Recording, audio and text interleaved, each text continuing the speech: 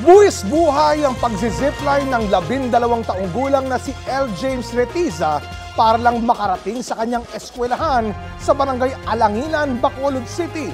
Mula sa barangay Santa Cruz sa bayan ng Murcia, gumagamit ang grade 6 student ng isang harness na hinihila ng kanyang ama papunta sa barangay Alanginan.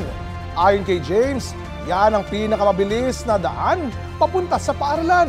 May alternatibong daan naman daw pero aabutin sila ng hanggang 1 oras bago makarating sa eskwelahan. Para makapagpatuloy sa pag-aaral, tinitiis si James ang hirap kahit pa umuulan. Sinimulan daw niya ang pag-zipline noong grade 3 pa lang siya. Pangarap ni James na maging isang seaman at magkaroon ng bahay kung saan hindi na nila kailanganin mag-zipline. Kapuso, alamin ang maiinit na balita. Bisitahin at mag-subscribe sa GMA Integrated News sa YouTube. Sa mga kapuso abroad, samahan niyo kami sa GMA Pinoy TV at sa www.gmanews.tv.